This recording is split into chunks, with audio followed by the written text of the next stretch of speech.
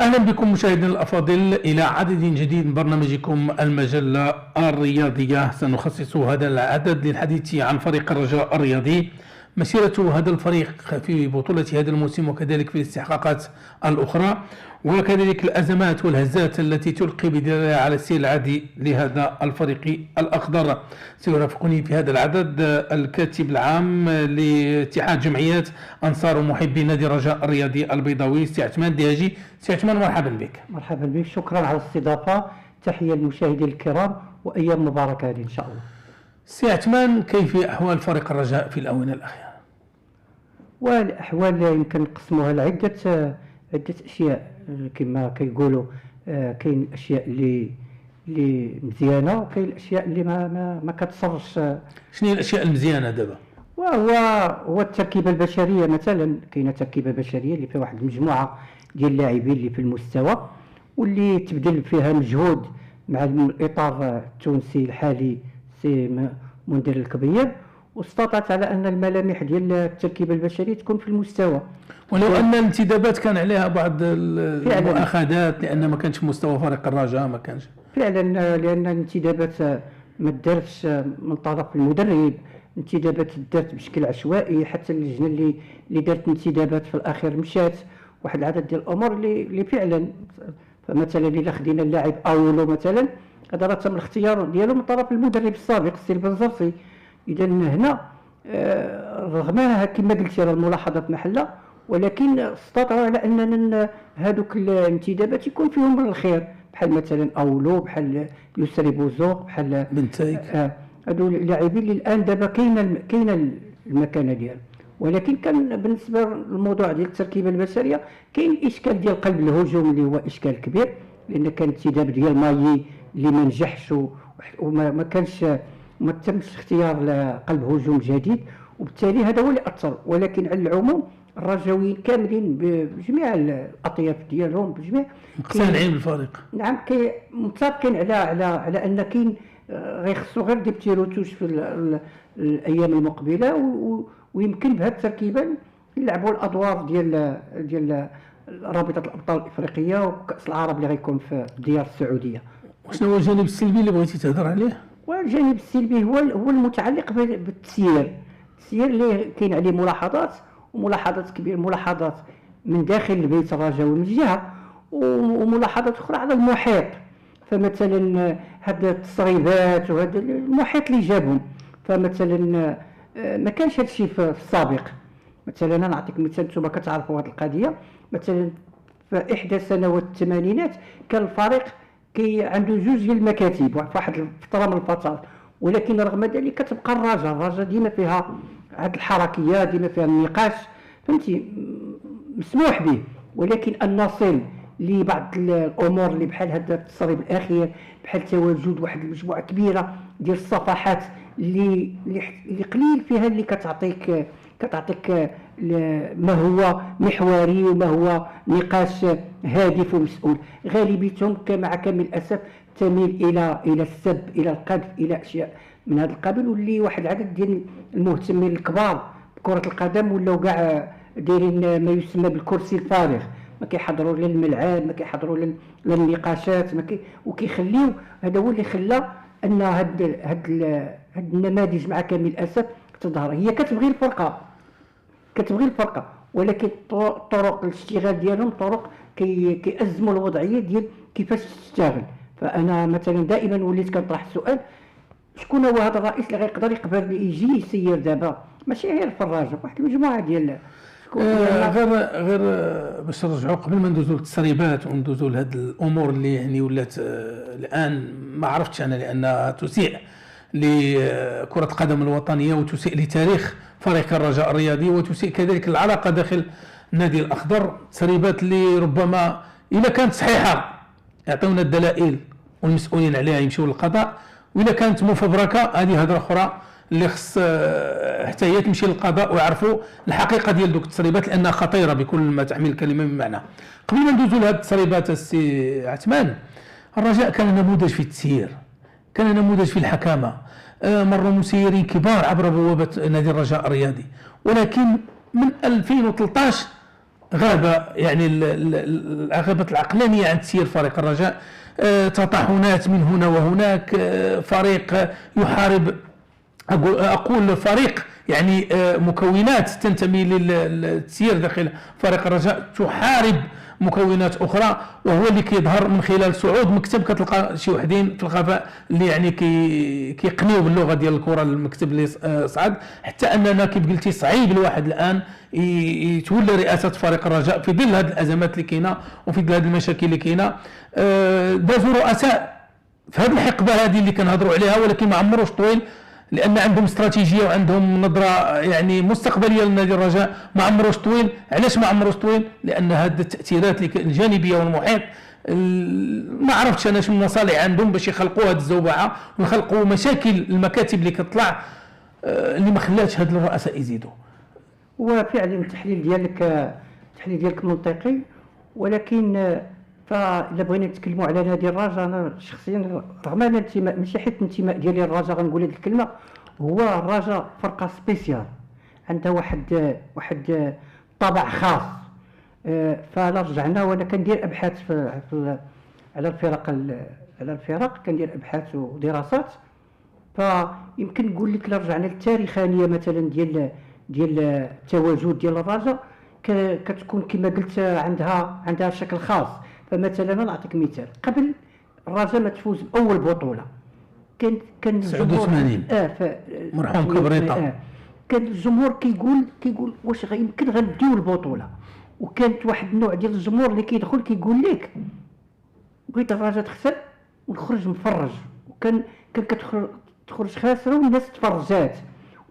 من بعد جات الحقبه ديال الالقاب وبقات محطه مهمه تكلمتي عليها هي من 2012 لهنا، ونتكلموا حنايا بصراحه كنتكلموا بصراحه منذ مجيء سي محمد بودريقه في 2012 2013 والحركه ديال باسطه اللي كيعرفها الجميع، وجا كان جمهور الرجاء وكان المتتبع كان كله كيقول لك احنا مع التغيير، ولكن العقلاء والناس ديال الرجاء كان كيقول لك هي خاص الرجاء يبقاو رجالاتها. وفعلا هي علاش حنايا دابا عندنا في الرجاء ما يسمى بمجلس الحكماء، وبقاو كيجيو كيتبعوا الفريق من البعد وما كيشوشوش على الفريق. ولكن اللي وقع هو انه من هذيك الفتره الحائله يومنا هذا وقعوا هزات، لان مع كامل الاسف للرؤساء اللي جاو ما ازروهمش ناس، اللي كيجي ازر كيجي غير على باش يسترزق مصلحه شخصيه. والناس اللي جاو يخدموا مع كامل الاسف فكانوا باسماء، مثلا جا سمير شوطي، جا صلاح الدين باصر، جا واحد الاسماء اللي جاو ولكن ما استطاعوش يكملوا. وهادو ناس مزيان، غير اشنو اللي وقع وانه وعلى مستوى التسيير رئاسه الفريق شكون هما الاسماء اللي جاو وكان خصهم يكملوا وما قدروش يكملوا؟ الا سولتي الجمهور الرجاوي كيجاوبك جوج ديال الاجوبه. كيقول لك في السابق عمور هو اللي سال الماندا ديالو، والفرقه ما كانش ديفيسيتير، الفرقه كانت خلا هذا الا ما دوزوش ليه التقرير المالي لا كتذكر. ولكن في الفتره الحاليه كيبقى اسم جواد الزيات اسم اللي صراحه عطى الشيء الكثير. انا ما بغيتش نقولها، بغيت تجي من عندك لا. لان جواد زيات كاليبر اللي كنقولوا جاب يعني الثقل ديالو الفريق الرجاء وجا باش يخدم، ولكن المحيط ما عرفتش انا شنو التاثيرات. جواد الزيات اجتمعنا معاه في الفتره ديالو، وكنا كنمشيو في فترات ديال الانتدابات وكنقولوا لي بغينا كذا وكذا، كيقول لك لا انا ما نقربش للميزانيه راه الرجاء خداها من السي عبد الله غانم. حتى السي عبد الله غانم كان كيقول لك انا ساد الكفر، نعم المسلم كان كيقول لك انا ساد الكفر، كتقول لي ولكن لا راه البيبليك ها اش باغي، البيبليك راه باغي يلعب، ها انت البارسا الريال راه كينوعوا في الاجانب وكذا. كيقول لك لا انا ما يشيروش عليا غدا يقولوا لي جيتي ازمتي الفرقه كذا. بحال مثلا انا نتكلم على التسيير ديال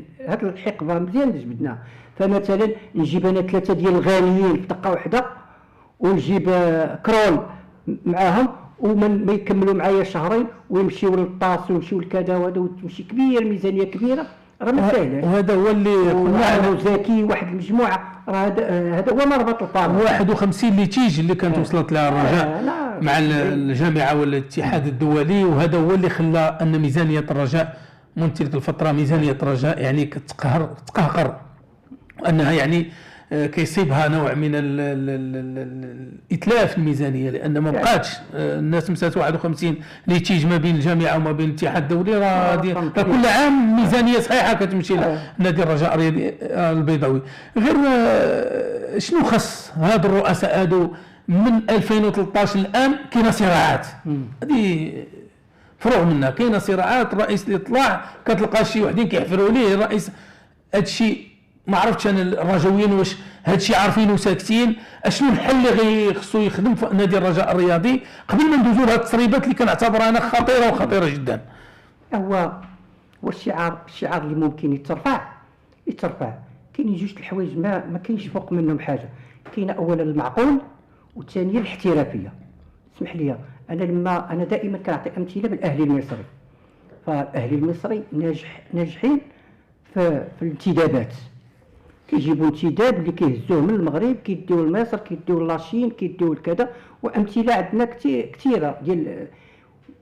ولكن في الانتخابات ديالهم انتخبوا رئيس لكره ذهبيه اللي كذا اللي هو الخطيب. الاهلي المصري خصك تعرف ان الناس اللي كينتخبوا من سيرأس 2017 الاداره ديالهم، راه كاين يعني لي زاديرو كثار بزاف. هذا الشيء السي مصطفى خاصنا نوصلوا ليه. انا غنعطيك مثلا واحد السؤال كيحيرني. هاد الجماهير العريقه ديال الرجاء وهاد الجماهير الكبيره ديال الرجاء راه ما كتستافدش منها الرجاء باستثناء المداخل ديال الملعب. راه ما كتستافدش منها الرجاء من اي ناحيه؟ ما كتستافدش من الناحيه الماديه. وهالمداخل ديال الملعب كتوصل ل 100 مليون 120. باستثناء المداخل الماديه. اشنو هما الاشياء الماديه الاخرى اللي خصو يستافد منها؟ انا نعطيك امثله وانا راه عندي نتكلم عليها. كاين مداخل اللي ممكن الجمهور يعطيها للفرقه كمحب ديال الفرقه، وهي دابا في هذا الوقت الحالي هي اللي دايره هذا الشيء معطيه لبلايص اخرين. خاصها تعطى. علاش هاد المسائل اللي معطيه لبلايص اخرين؟ مثلا هاد الاعانات وهذا سميتو. كاين الناس كيجمعوا باش كيبيعوا لي برودوي الفرقه كيديروا واحد ولي برودوي الفرقه عاده خصهم ينتموا للفرقه، خصهم يكونوا ديال الفرقه يستافد منهم الفرقه. هادشي اللي كنعرف انا خاص يكون. وشكون هما الجهات اللي كيديروا هادشي هذا؟ وكاين دابا هادشي كثر ما حنايا كثر هادشي ولا كنتو تعرفين شكون اللي خص شوف المكاتب المسيره خصها تتحمل مسؤوليتها. هاد العلامه ديال نادي الرجاء الرياضي او اي فريق الوداد خصها اللي يستافد منها هو الفريق بالدرجه الاولى. ما يمكنش يجي واحد ويستغل العلامه ديال نادي الرجاء اللي حاجه في نفسه يعقوب باش يعني انا غنعطيك مثال. حنايا مثلا يبيع منها المنتوجات ويستافد منها هو. ما سولتيني انا كاتب عام ديال اتحاد جمعيه انصار الرجاء. حنا اتحاد انصار الرجاء عندنا وسط ايداع، حنا كيعرفونا السلطات، عندنا وسط ايداع، عندنا مكتب، عندنا اجتماعات. كاين فئات اخرى كاين عاد اللي جا بحال هاد اللي دايرين دابا هاد المواقع اللي كدايرين هاد الموقع. راه الدوله بعد غدا هاد التصريف نقدروا نلقاو هو صحيح ولا ماشي صحيح، ولكن حنا علاش حنا نريد اعلام اللي غيخدم في الاعلام الرياضي يكون اعلام رياضي مهني. لا واش المواقع كتنتمي للاعلام الرياضي؟ هنا كيبقى على مسافه كبيره. الاعلام الرياضي شيء يعني بوحدو ما يمكنش يمشي في هذا الاتجاه هذا، ولكن هذه المواقع اللي كتجي وصفحات اللي كاينه باسم فريق الرجاء ما واش صحفيين ولا ماشي صحفيين، هذه كتبقى علامات استفهام كبيره. لان الصحفي هو من يتوفر على دبلوم المعهد العالي للصحافه، هو من يتوفر على الملائمه وعلى البطاقه المهنيه من المجلس الوطني، هذا هو الصحفي. كل واحد كيجي يدير صفحه هذاك الشيء راه غير لقاو البارح ولا ما عرفتش شي طفل هز كيدير استجواب مع شي واحد. هذه كانت ثارت وكان رد الفعل ديال المجلس الوطني.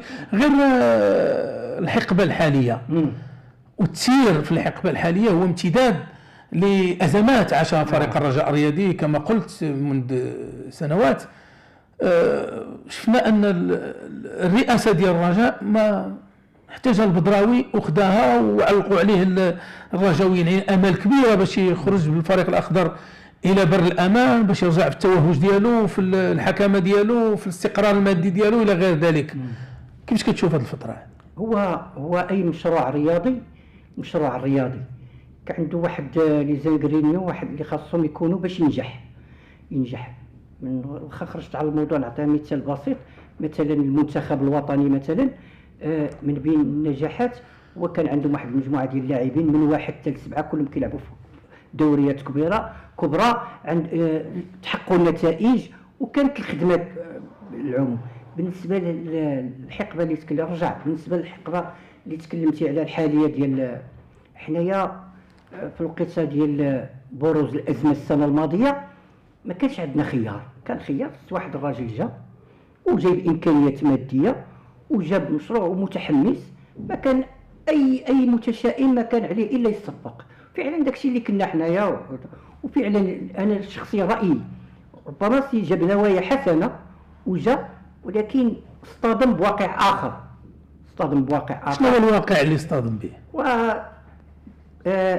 اولا ما ساعدوهش النتائج، ما ساعدوهش واحد العدد ديال الناس اللي كانوا بامكانهم يساعدوه، وهادو كلهم هادو عوامل اللي تقريبا ما، بالاضافه طبعا ويحسب للسي البدراوي على انه راه نقص واحد العدد ديال لي ليتيج اللي كانوا نقصهم وادى شي حوايج. غير هو الاشكال اللي وقع هو واحد العدد ديال الوعود ما تمش التنفيذ ديالها، من بينها اعلان ديال الرجاء، من بينها شي حوايج كان غيديروا مع التولي، من بينها هادو حوايج راه بساط ولكن راه مهمين.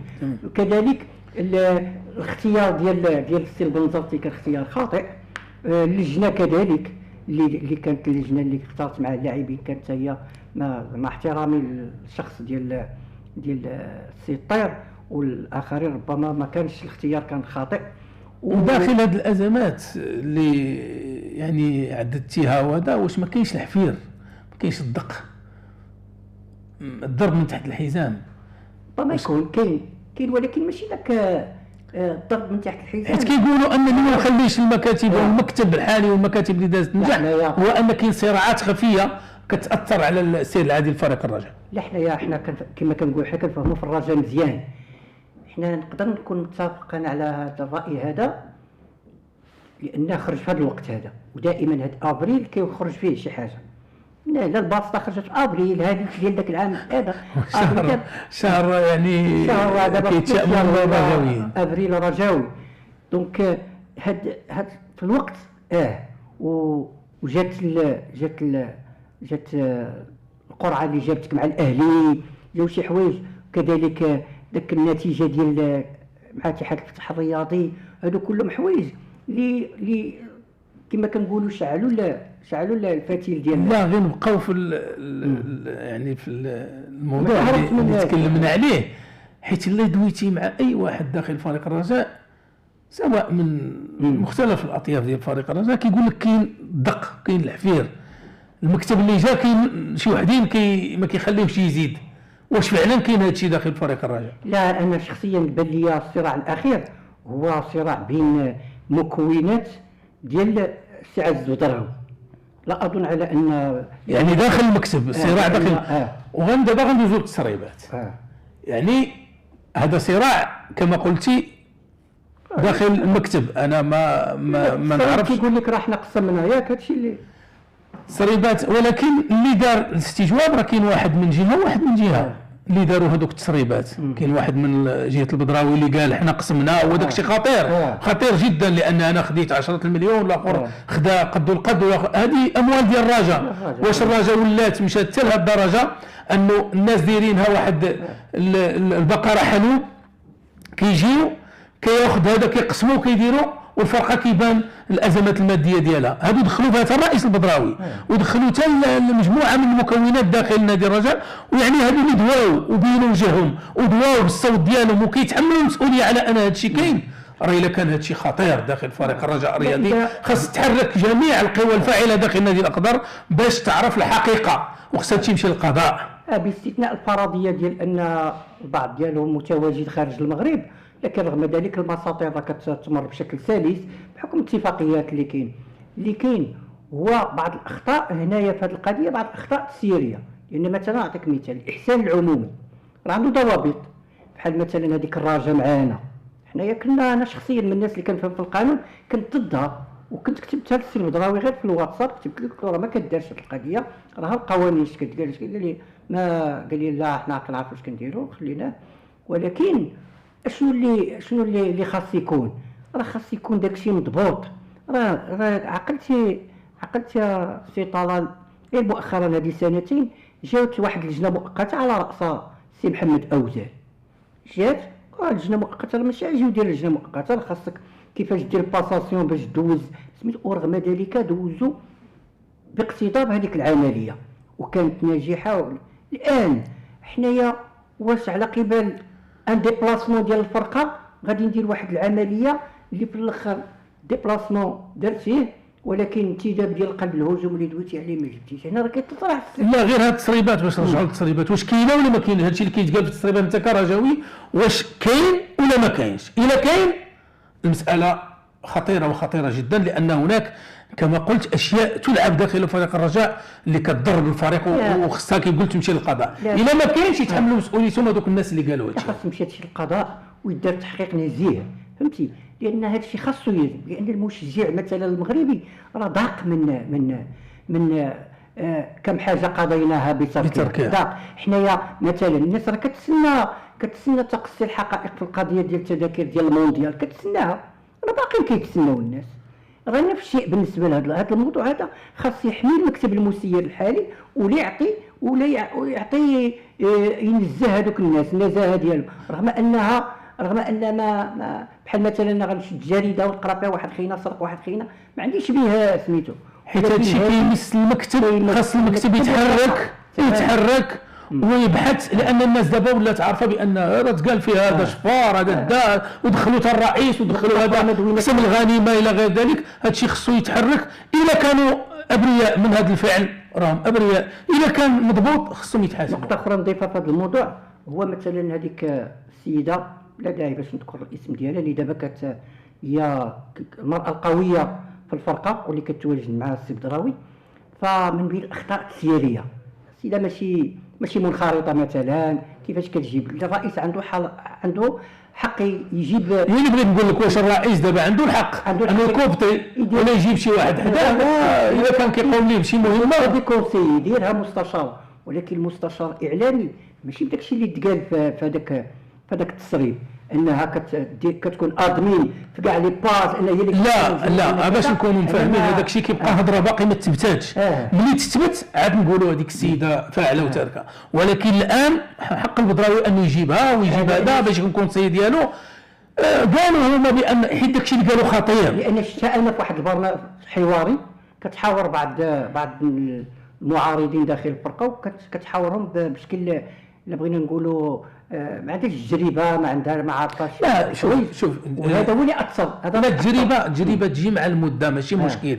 غير هو كيف كيقول القانون ان البدراوي عنده الحق يجيب اللي غيكون كونسي ديالو، ولكن هذاك الشيء اللي تقال على ديك السيده وعلى البدراوي وعلى هذا خصو يبان للعالم ويبان للجمهور الرجاوي واش صحيح ولا ماشي صحيح. كان صحيح يتعاقبوا، كان ماشي صحيح يتعاقبوا اللي قالوا. المعلومات اللي عندي هذه اليومين ان هي تقدمت بدعوى قضائيه. اذا بدعوى قضائيه بغات تبرأ راسها من حقها. غير الرجاء حنا في من اعلى هذا الشيء، في من اعلى شيء، ولكن انا كنشوف هذه الهزات والازمات وما طاحت الرجاء. بالله عليك انا غنقولها كنتكلم مع الجمهور الرجاوي الحالي هذا، واش انا بعدا غيرني ذاك الماتش ديال الديربي، راه في مستوى عالي جدا، فهمتي؟ واذا حنا ما عندناش، علاش في الاول فاش بديت معك الحديث تكلمت على التركيبه البشريه، قلت لك راه عندنا فريق، راه دابا كنتكلموا على الاعلام، راه ولاو واحد القنوات ولاو واحد عرفتي ديال بعض الحكام الدوليين المتقاعدين اش ولاو كيديروا، ولاو كيديكورتيكو ديما راه واحد العدد ديال هاد الحكام هادشي اش كيقول لك راه جوج ديال الاوراق حمراء ديال الوداد، راه كان ماتش اخر وكان واحد العدد. لا الموضوع هذا ما تكلمناش. لا كل ما هو تحكيم خصوص الوداد او الرجاء كيبقى، لان عندنا برنامج ديال التحكيم كيبقى لذاك البرنامج هو اللي عطاو وغادي يعاود يعني يفصل هذاك الشيء تفصيل كيبقى بعيد. علاش عطيت به مثال باش نقول لك الرجاء في وضعيه صحيه جيده، تقنيا انا عارف سميتو النقطه مثلا ما تكلمناش عليها. اش كيقولوا الاهلي حاليا؟ راه هازين لها من الماتش مع من غيلعبوا مع ديناصور. ما لعبوش اللعابه ديالهم في هذا الماتش الاساسيين وباغي يطالبوا الجمهور كثير. مركب محمد الخامس وخدامين في واحد. اذا حنا راه متواجدين. اللي كاين هو، وانا كنحييكم على طرح موضوع بحال هذا، راه موضوع مهم، لان مشيتوا مربط الفرس، مشيت على هو انه اذا استطاعت الرجاء تحل المشاكل التسييريه راه تمشي بعيد. وحنايا انا كيألمني بعض المرات كيتكلموا كيقول لك مثلا واخا عطيت الفتح راه مسيره مزيان ولا كذا كذا، الرجاء راه كانت سباقه في جميع هذا. ولكن نتمنوا انها ترجع في الاحتضان. حنا الاول في الفيزيون درنا واحد العدد ديال الامور اللي كانوا في صالح كره القدم المغربيه. غير الرجاء كيف قلت لك انها تعرضت لهزات والمشاكل الى غير ذلك، والفريق كيبقى يلعب على الالقاب، كيبقى يلعب على البطولات. الا شفتي الفريق بالمشاكل الماديه والمشاكل التسييريه والمشاكل المحيطه بالفريق تقول هذا العام يموت. ولكن الرجاء دائما متواجده، دائما فريق الالقاب الى غير ذلك. كنستحضر واحد الكلمه كان قالها المرحوم محمد العزاوي الله يرحمه، الصحفي المقتدر اللي غادرنا مؤخرا لدار البقاء. كان قال لك الرجاء كالحليب لا تعرف متى يفيض. كان قالها وبقات يعني منسوبه ليه. قال لك بحال الحليب ما كتعرفوش متى يفيض. فعلا. فنتمنى ان فريق الرجاء يخرج من الازمات ديالو، تظهر الحقيقه خاصه ديال التسريبات خاصها تظهر، خاص ما يتسترش عليها لا المكتب ولا الناس اللي هذوك الناس اللي قالوا كيهضروا قادين بشغلهم. والمكتب الا كان هذا الشيء والناس اللي يعني توضعوا في قفص الاتهام الا كان هذا الشيء كذوب يخرجوا للقضاء وتبان الحقيقه ويبان واش فعلا هذا الشيء كيضر فريق الرجاء وكاين داخل فريق الرجاء ولا ما كاينش. فهذوك الناس راهم غيبقاو يعني ابرياء. اخر كلمه سي عثمان. الحقيقه انا كنحييكم بعدا الصراحه على فتح موضوع بهذا الشكل، وكيمكن نطمئن الجماهير الرجاويه على ان الفريق راه واقف على الصح. خاص بالنسبه للسنه المقبله يكونوا انتدابات وازنه ويكون استقرار مادي في الفرقه، وان شاء الله الرجاء ما كنخافوش على الرجاء في اليامات الكبار كتكون كبيره. هادشي اللي كاين. شكرا سي عثمان الدهاجي الكاتب العام لاتحاد جمعيه انصار محبين نادي الرجاء الرياضي البيضاوي اللي لبى الدعوه وجا ناقشنا موضوع يهم نادي الرجاء الرياضي، وغنواصلوا ان شاء الله بفرق اخرى ومشاكل اخرى، وحتى الفرق اللي ناجحه في المسيره ديالها ان شاء الله غنواصلوا معها من خلال هذا البرنامج وغنسلطوا الضوء على جميع الجوانب المتعلقه بالفرق المغربيه. شكرا مشاهدينا الافاضل على حسن المتابعه والاصغاء، الى فرصه قادمه بحول الله، الى اللقاء.